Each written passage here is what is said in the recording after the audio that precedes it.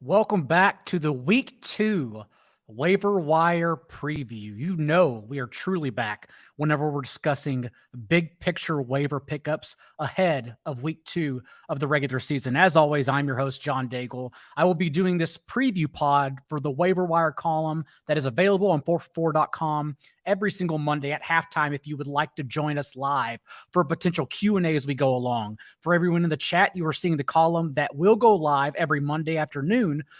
I'll get to player notes, a couple other things I'll add since I have through Wednesday morning to continue editing for news and maybe questions we get in our Discord Q&A every Tuesday afternoon at 6 p.m. Eastern. But nonetheless, we are here because and for this column. And I would love to get started, and we can only get started because of our good friends at Sleeper. Reminder that Sleeper is one of the fastest growing customizable fantasy football platforms in the industry, and it's all available by heading to sleeper.com and downloading the app. And if you were to do so, you would likely use the app to pick up the Sleeper waiver edition of the week. And that this week, it is none other than Jeff Wilson, who I know a lot of you will hear as a potential fill-in over the next 2 months. That's what the reported injury is for Elijah Mitchell as it stands. It is slightly concerning, admittedly, because this is not the same situation as last year. On one hand, we have Elijah Mitchell vacating the 100% of red zone running back carries he handled and the 12 full games he played last year that he didn't leave due to injury. He handled 92% of the team's overall running back carries actually in those 12 games as well. But it's a different offense, right? Because we have Trey Lance under center. Trey Lance, who we've now seen 3 career starts with the Niners, have 12, and then in week 1, 13 carries. We also saw when Elijah Mitchell, who was already on his way to leading this backfield in carries yet again in week 1, 6 for 41 rushing yards prior to that knee injury. We saw once he left, carries in order went Trey Lance with 11, Jeff Wilson with 10, and Deebo Samuel with 6. So it's actually possible that, yes, Jeff Wilson leads all the running back in carries. Jordan Mason was actually active on Sunday and still didn't play an offensive snap. They just used both Samuel and Wilson as the running back, de facto running backs. But overall, knowing we can just swap in shallower leagues, at least that don't have IR slots, knowing it's possible to swap Jeff Wilson or Elijah Mitchell, drop him for Jeff Wilson. That's the way I lean right now, again, for shallower leagues. Now, some of you are here because you're playing on Sleeper in deeper leagues, let's say 20-round leagues. You have deeper benches. And like everyone usually says, oh, Jeff Wilson's not available in my league. Doesn't seem like anyone's available in anyone's league. So I don't even know why we're doing this. But if you play on Sleeper in 20-round leagues, I have a sleeper of the week, and that is Kyle Phillips. Because what started, admittedly, as a one-off suggestion by the great J.J. Zacharyson, late-round quarterback himself, in his rookie guide who joined the 4for4 podcast, if you recall, in late March with 4for4s or Dynasty Football Leagues, Ryan McDowell, they threw out rookie suggestions in the later rounds. A player you want to throw a dart at in the last round of Dynasty startups, Dynasty rookie drafts. And J.J. Zacharyson actually mentioned Kyle Phillips. And I think we both kind of laughed at it, knowing that, sure, maybe this little 5th-round slot receiver, a lot of things have to go right for Kyle Phillips to end up in our lineups. Not just in Dynasty. And stashing him, that's fine. But for redraft leagues, especially with a first-round capital wide receiver in Treylon Burks, a lot has to go right. But I'll be damned if I'm not here saying I think Kyle Phillips is an amazing pickup and someone that I'm probably prioritizing in deeper 20-round leagues as a redraft flex option moving forward. We not only know that Kyle Phillips led the Titans in targets and target share, 27%, but per Pro Football Focus's Nathan Yonke, Kyle Phillips also led every receiver on Sunday who ran at least 20 routes in targets per route run rate, 43%, a whopping number considering Kyle Phillips ran 25 routes. But that 25 route number is also important because Robert Woods led the team with 30 routes. Thus, there's actually meat on the bone. And remember, Mike Vrabel's scheme, for better or worse, does not cater to talent. You better cater to Mike Vrabel. So that's why A.J. Brown never saw 106 targets in any season with the Titans. And that's why I truly believe Kyle Phillips can lead the Titans in targets. Maybe not for talent, even though he's proving he's a very talented route runner who can get open. But maybe he just runs the scheme better. And although Treylon Burks is the sexier, very much option, the more athletic profile, recall Treylon Burks is also the more volatile, flimsy profile too. So we have question marks about Treylon Burks, who I think is also, if he's available in shallower leagues, a fine pickup. But I've actually gotten a lot higher on Kyle Phillips for redraft leagues, and I genuinely never thought we'd be here. So reminder, to pick those two players up, sleeper.com, download the latest app today. I also want to talk about a few other situations for waiver wire this week. And one is the touch and go scenarios that are happening with one, the Chargers offense, and two, the Cardinals offense. Let's start with the Chargers, because we know that Keenan Allen has a hamstring injury, and we have a short turnaround on Thursday night against the Chiefs. And recall, the last 3 games these two teams have played against one another, they've combined for 59, 54, and 62 points. We want players in this game in particular. We want players in this game as wide receiver 3s, as flex options. They're all viable.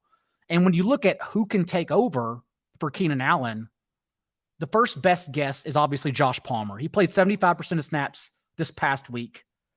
But if you look in the box score, it was actually DeAndre Carter who won essentially a quarter of the team's snaps. Once Keenan Allen left the field, still out-targeted Palmer 4-2 and did score that touchdown, had better production in the box score than Josh Palmer. I still personally think, knowing what Palmer accomplished last year, and it was only one start, mind you, but the one game he played without Keenan Allen, I still think Josh Palmer is the better pickup in leagues where that's applicable, in leagues where he's available. But in deeper leagues, FFPC leagues, let's say, of course, I'm picking up DeAndre Carter because there's this opportunity there and we don't know what's going to happen. And DeAndre Carter profiles arguably as the better, not possession receiver, not the better athlete over Palmer, but as the better deep threat, as a guy who can play over Jalen Guyton, which is basically what they did last week and only running Guyton out there for one route. DeAndre Carter is that guy who can mix in intermittently as the Chargers' number 2 or 3 receiver. If you ask me to pick one who actually wins the battle to soak up Keenan Allen's opportunity, I think it's Gerald Everett, who is in the waiver wire column and is available in a lot of shallower leagues. My number 1 tight end pickup, actually. But don't be afraid of DeAndre Carter in deeper leagues and Josh Palmer in shallower leagues, because we definitely want the player here who takes on Keenan Allen's role. And as someone who battled injuries already in much deeper leagues and had to start, for instance, AJ Green, and I know people were in worse situations than that, but I had to start AJ Green in a deeper main event league last week due to injuries in my roster. Of course, I'll take DeAndre Carter in that league. I would love DeAndre Carter, even as a 1-week plug-and-play option. Speaking of AJ Green, we are also faced with a situation right now in Rondale Moore and Greg Dortch. I've tried not to laugh when I say his name. What we saw was Greg Dortch being an integral part of the Cardinals offense, leading the team in targets and target share, and also running 44 routes, as many as Marquise Brown. So what we're now asking with Rondale Moore basically left up in the air, potentially practicing on Wednesday. We don't know yet what's going to happen with the situation, but we have to attack waiver wires as if we know. And if we're doing that, I am attacking Greg Dortch, who was, again, arguably the focal point of the offense. I'll gladly pick him up. I'll gladly play him in a good matchup against the Raiders as a wide receiver 4 flex option. But let's say Rondale Moore comes back. What happens? Because we also know Greg Dortch played 83% of his routes from the slot this past week. He did start in 2 wide sets over AJ Green, but he played a majority of his routes from the slot. So if Rondale Moore comes back, are we pushing Dortch out to the boundary? and thus taking AJ Green off the field? Or is Cliff Kingsbury taking Dortch off the field altogether, leaving AJ Green on the boundary and putting Moore in the slot? Because if Moore and Dortch are on the field together in week 2, that to me is more of a conundrum, knowing that Kyler Murray already showed us, for whatever reason, he will trust Dortch. And that's where I'm at with this situation. I'm monitoring it closely. Updates will be in the waiver wire. But if you told me to lean one direction, because you have to lean one direction on Tuesday night, I'm leaning towards Dortch, assuming Rondale Moore won't play. And I have no problems, again, picking up Dortch as a 1 week, 2 week flyer, wide receiver 4 flex option. Another conundrum that I think everyone's facing on waiver wires, especially in shallower leagues, because I'm a man of the people.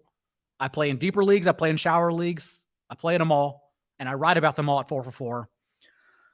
A lot of people are faced with the issue of picking up either Jahan Dotson or Curtis Samuel. And what we saw was Jahan Dotson run just 2 fewer routes than Terry McLaurin, 49-47. And just like the preseason, start and stay in on 2 wide sets. We know Dotson's a starter there. What we did not think was going to happen was Curtis Samuel playing just 5 fewer routes than Dotson as the team's number 3 receiver with no competition for that role. But more importantly, leading the team in targets with 11 and having 4 carries. This is the Curtis Samuel, akin to the Curtis Samuel of 2020, who finished second among all wide receivers in raw touches behind Stephon Diggs. That's how they use this player. The 5-yard depth of target is not sexy, but Curtis Samuel now, I would argue, has a higher floor weekly than Jahan Dotson, given that Dotson, still one of the best pure route runners in this class, still has first-round draft capital, still in 2 wide sets, yes. But Jahan Dotson is still just your typical receiver running the second most routes on his own team. And as you saw this past week, 4 targets, got by on 2 touchdowns, which is an amazing accomplishment.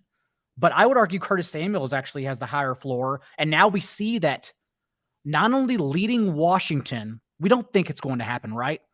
But leading Washington, or at least finishing top 2 in targets on this team, plus being a top 2 wide receiver in carries in the league, is now in Curtis Samuel's range of outcomes. So if you told me to pick one, I actually pick Curtis Samuel over Dotson, because I don't think Dotson outperforms Terry McLaurin weekly, but at least Washington's coaching staff and Scott Turner in particular are showing us they're never going to let Curtis Samuel go away.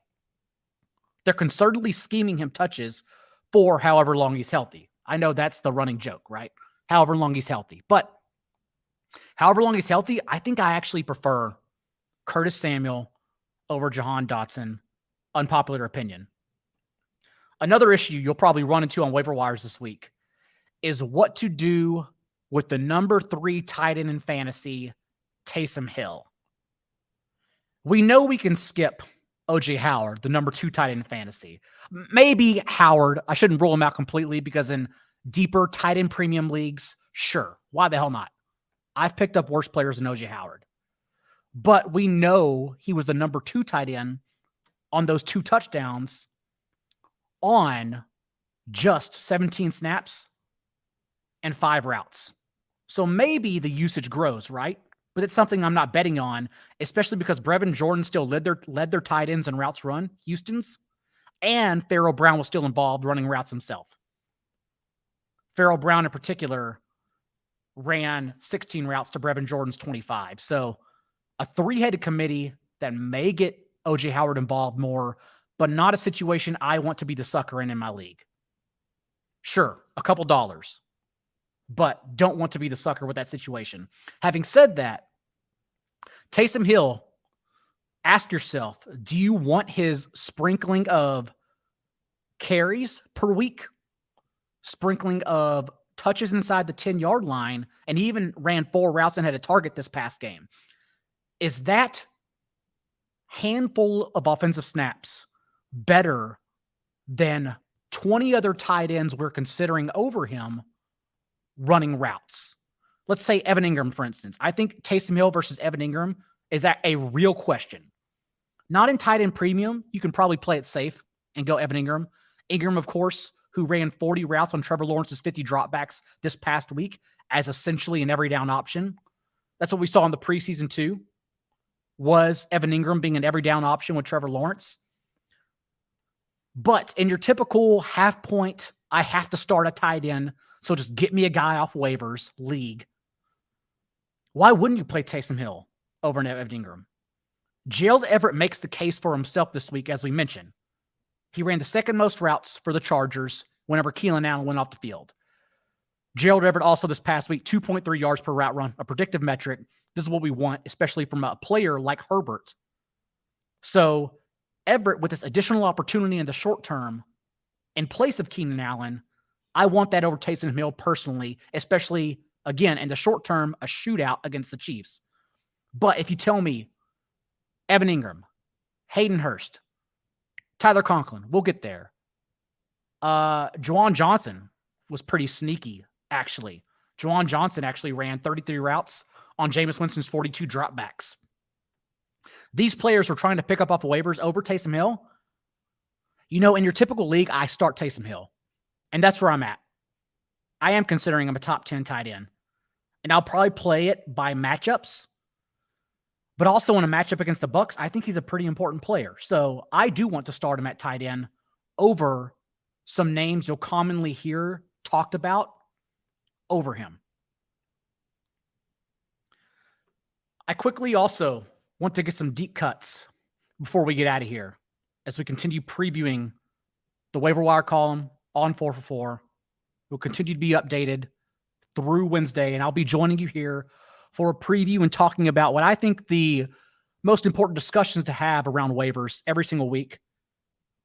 I'll be here every Monday night at halftime.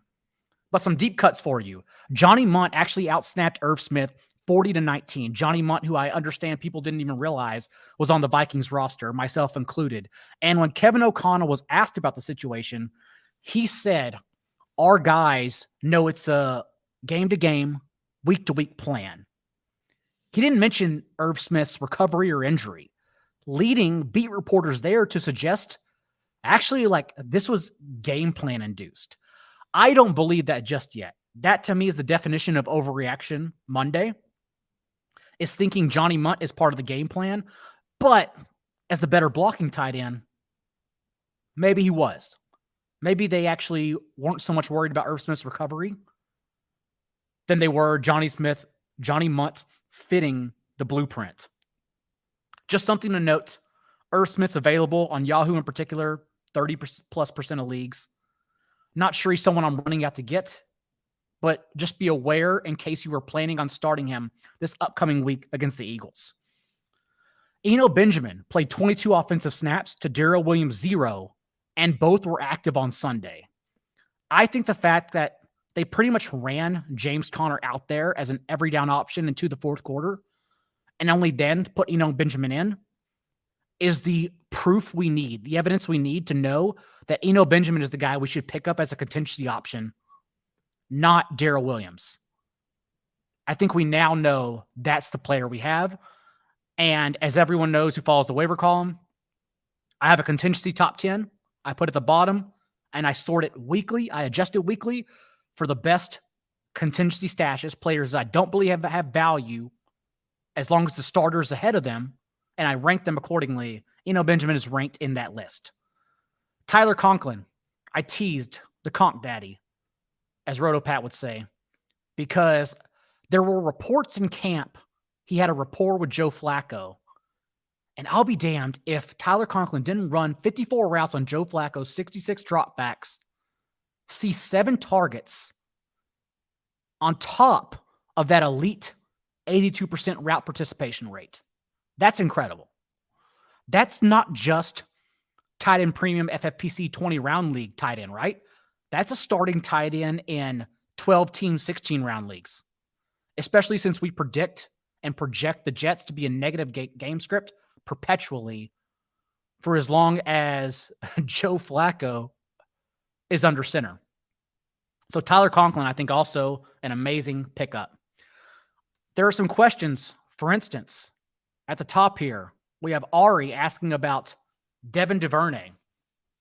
And I touched on a few of these players, but Devin Duvernay is interesting in that if you look at Sports Info Solutions, they charted it as no team passing from 11 personnel at a lower rate than the Ravens in week 1, because we know they healthy scratched Nick Boyle, thus to get Isaiah Likely,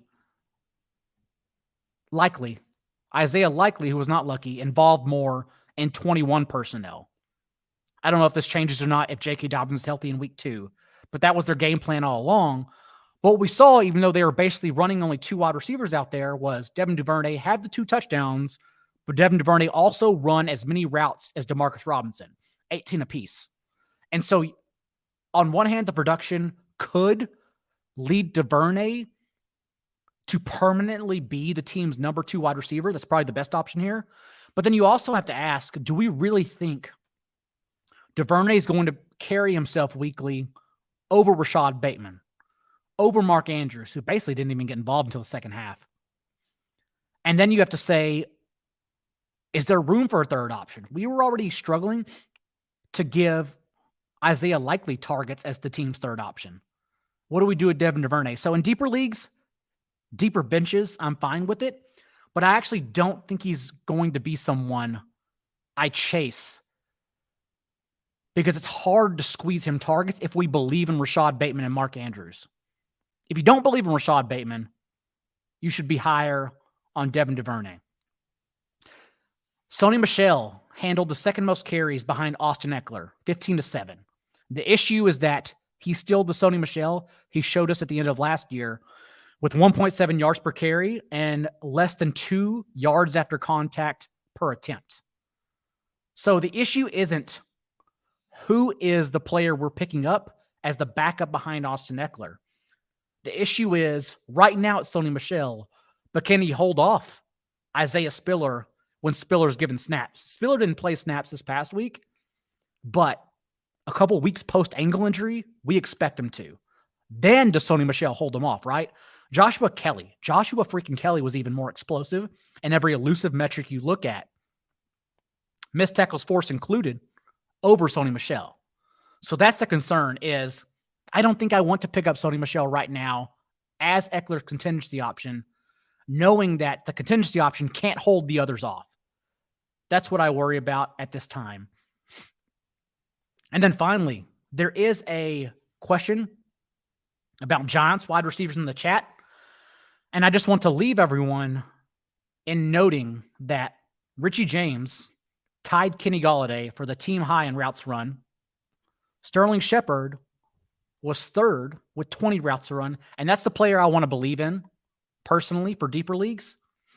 Remember, Sterling Shepard last year, in every game he played with Kadarius Toney, he finished with Kadarius Toney. Actually out-targeted Toney in every game. Shepard still got it. It doesn't seem like it, but he still does. So in deeper leagues, I do want to be higher on Shepard than Richie James. I know I'm not going out on a limb there. But then we're also asking, what the hell happened with Toney? Just 3 snaps this past week. And my good friend, Ian Hartitz of Pro Football Focus, he had the video of Toney, and you can see that Toney was actually just as explosive as he was in weeks 4 through 6 last year. And the couple of short targets and sweeps he got this past week. But then he was immediately ripped off the field and put back on the bench. Don't know why. Don't know anything going behind the scenes there. So then we also have to ask ourselves, okay, if we pick up Sterling Shepard, knowing the Giants are going to throw a lot, Saquon Barkley, of course, led the team in routes run overall. Just led the routes run. Wouldn't be shocking if he led the team in targets at this rate.